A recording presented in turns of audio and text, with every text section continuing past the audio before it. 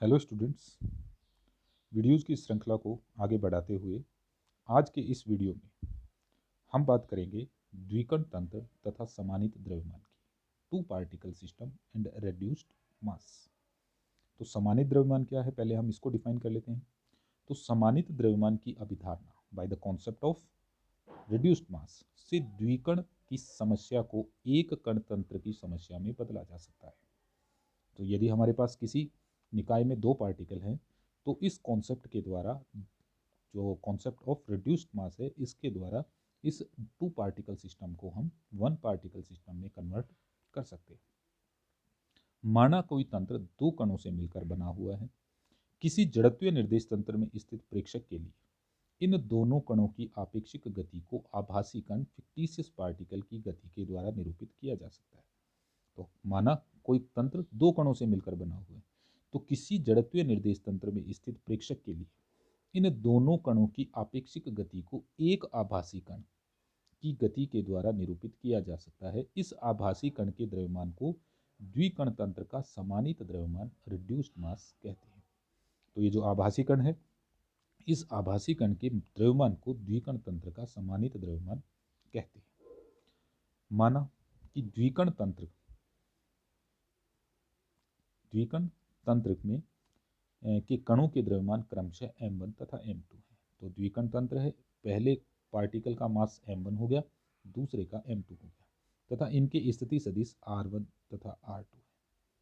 ठीक है, तथा किसी जड़त्वीय निर्देश तंत्र के मूल बिंदु O से इन कणों के स्थिति सदिश क्रमशः r1 तथा r2 है। माना इन कणों पर कोई बाह्य बल कार्य नहीं कर रहा है।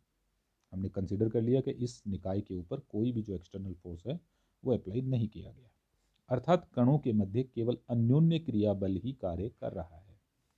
ठीक है, तो इनके मध्य कौन सा अन्योन्य क्रिया, जो म्यूचुअल इंटरेक्शन है, केवल वो ही काम कर रहा है। जैसे सौर मंडल में पृथ्वी तथा चंद्रमा, परमाणु में इलेक्ट्रॉन तथा प्रोटॉन इत्यादि। माना कण m1 के द्वारा कण m2 पर बल F12 कार्य कर रहा है, तथा कण m2 के द्वारा कण m1 पर बल F21 कार्य कर रहा है।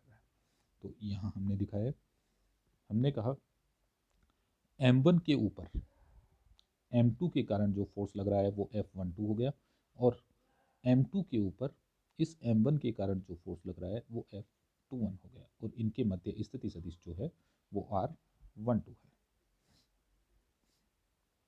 ये बल दोनों कणों को मिलाने वाली रेखा अर्थात उनके मध्य विस्थापन सदिश के अनुदिश कार्य करते हैं।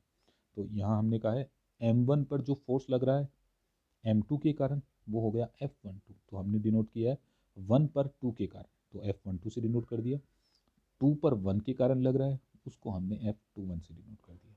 ये बल दोनों कणों को मिलाने वाली रेखा अर्थात उनके मध्य विस्थापन सदिश के अनुदिश कार्य करते हैं। तो ये इन दोनों को मिलाने वाली रेखा हो गई, इसके अनुदिश ये दोनों फोर्स जो हैं वो कार्य करते हैं, दोनों जो है वो विपरीत दिशा में कार्य करते हैं। कण m1 व m2 के गति के समीकरण। तो m1 व m2 की गति के समीकरण निकालें, तो हमने कहा m1 पर 2 के कारण जो लग रहा है वो ये हो गया। ठीक है, और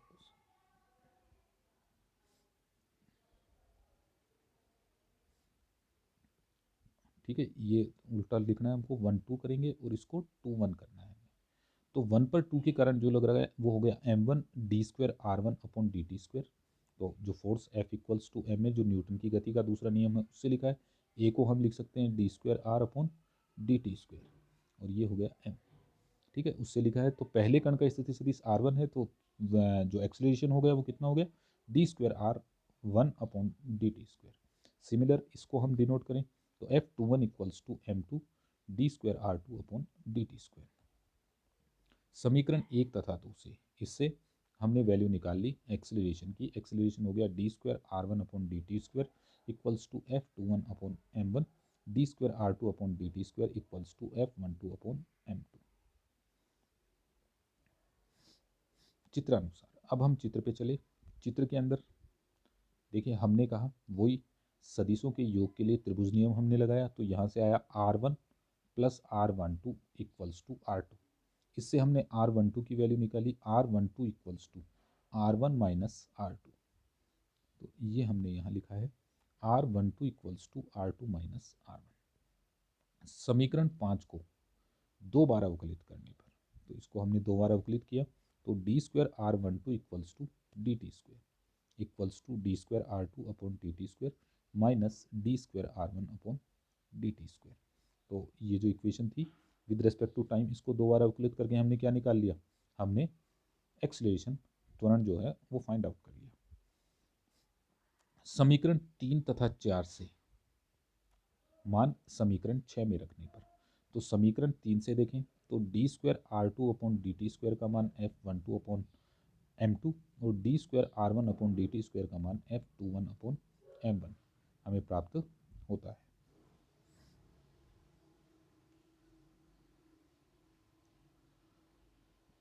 लेकिन न्यूटन के तीसरे नियम से, जो थर्ड लॉ है न्यूटन का, वो कहता है कि F12 equals to minus F12, तो पहले पर दूसरे के कारण जो फोर्स लग रहा है उसकी प्रतिक्रिया के फलस्वरूप पहले दूसरे पर पहले के कारण फोर्स लगेगा, तो F21 equals to minus F12। तो ये जो वैल्यू है ये हमने यहाँ प्लेस कर दी, तो F21 इसकी जगह हमने वैल्यू रख ली माइनस F2, तो ये इक्वेशन जो है हमें प्राप्त होती है। अब हमने कहा D square R12 upon D T square equals to F12 और कॉमन हो गया, ये हो गया 1 upon M1 plus 1 upon M2। इसको हमने सोल्व कर लिया तो ये इक्वेशन आ गई F12 equals to M1 plus M2 upon M1 plus M2।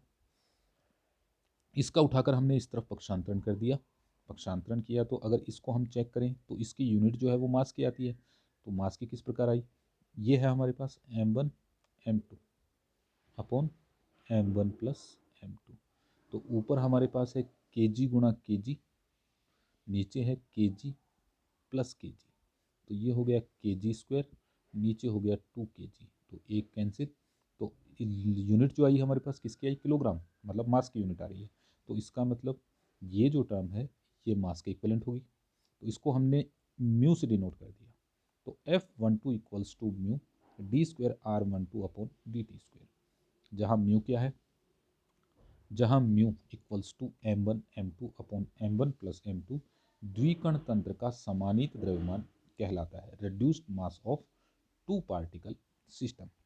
अतः समीकरण 8 से यह प्रदर्शित होता है, तो समीकरण 8 से हम एक्सप्लेन कर सकते हैं कि द्विकण तंत्र में केवल पारस्परिक बलों के कारण कणों की आपेक्षिक गति किसी जड़त्वीय निर्देश तंत्र के प्रेक्षक के सापेक्ष उस एक कण की गति के तुल्य होती है जिसका द्रव्यमान इन कणों के समानित द्रव्यमान के बराबर होता है तथा जिस पर दोनों कणों के मध्य अन्योन्य क्रिया बल के बराबर कार्य करता है। इस प्रकार से द्विकण तंत्र की समस्या को एक कण तंत्र की समस्या में परिवर्तित किया जा सकता है। तो हम कह सकते हैं कि जो हमने ऊपर इक्वेशन लिखी है उस इक्वेशन से क्लियर है कि द्विकण तंत्र में केवल पारस्परिक बलों के कारण कणों की आपेक्षिक गति किसी जड़त्वीय तंत्र के प्रेक्षक के सापेक्ष उस एक कण की गति के तुल्य होती है। तो मतलब टू पार्टिकल सिस्टम को हम वन पार्टिकल सिस्टम में कन्वर्ट कर सकते हैं जिसका द्रव्यमान इन कणों के समानीत द्रव्यमान रिड्यूस्ड मास के बराबर होता है तथा जिस पर दोनों कणों के मध्य अन्योन्य क्रिया जो म्यूचुअल इंटरेक्शन है बल के बराबर बल कार्य करता है। इस प्रकार से द्विकण तंत्र की समस्या को एक कण तंत्र की समस्या में कन्वर्ट किया जा सकता है। अब हम बात करें स्थिति एक। स्थिति एक, यदि M1 is much less than M2, मतलब दोनों पार्टिकल में से एक पार्टिकल का मास जो है वो दूसरे पार्टिकल के कंपैरिजन में बहुत कम हो, अर्थात यदि द्विकण तंत्र के एक कण का द्रव्यमान M1 दूसरे कण के द्रव्यमान M2 की तुलना में अत्यल्प हो, जैसे पृथ्वी उपग्रह तंत्र। ठीक है, तो पृथ्वी का हमें पता है मास काफ़ी ज़्यादा होता है और उपग्रह का जो है वो उसके कंपैरिजन में बहुत कम होता है, तो तंत्र के समानित द्रव्यमान का मान होगा तो mu equals to M1 M2 upon M1 plus M2। तो यहाँ से हमने M2 कॉमन ले लिया, जो बड़ा है उसको हमने कॉमन लिया, तो M2 ऊपर कैंसिल, नीचे हो गया 1 प्लस M1 अपॉन M2।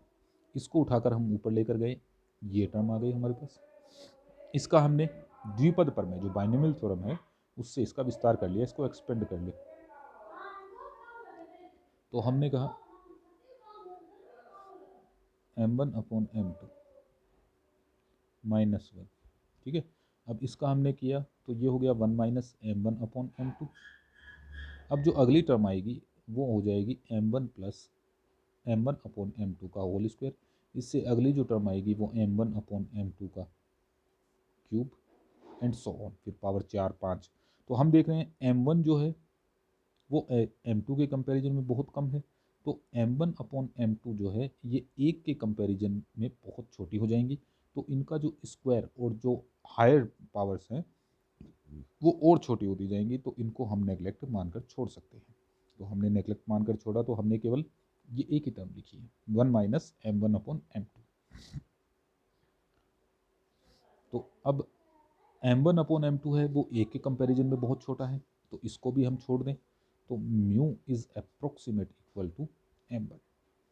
तो इसका मतलब ये हो गया कि जब दोनों पार्टिकल जो हैं उनमें से एक पार्टिकल का द्रव्यमान मास जो है वो दूसरे पार्टिकल के कंपैरिजन में बहुत कम हो, तो उस स्थिति में तंत्र का रिड्यूस्ड मास जो है समानित द्रव्यमान वो उसके छोटे कण के द्रव्यमान के लगभग बराबर होता है। अर्थात ऐसे द्विकण तंत्र के समानित द्रव्यमान का मान तंत्र के छोटे कण के द्रव्यमान के लगभग बराबर होता है। अब हम बात करें स्थिति 2। यदि m1 = m2 = m हो, अर्थात यदि द्विकण तंत्र के दोनों कणों का द्रव्यमान समान हो, तो कण के तंत्र का समानित द्रव्यमान का मान म्यू = m1/m2 + m2। m1 की जगह m रख लिया, m2 की जगह m रखा, तो ये हो गया m²। m1 की जगह m, m2 की जगह m, ये हो गया 2m = ½ m। अर्थात ऐसे कण के तंत्र का समानित द्रव्यमान तंत्र के कण के द्रव्यमान के आधा होगा। मतलब कोई भी एक हम पार्टिकल ले लें, ठीक है, उस पार्टिकल के मास का आधा, ½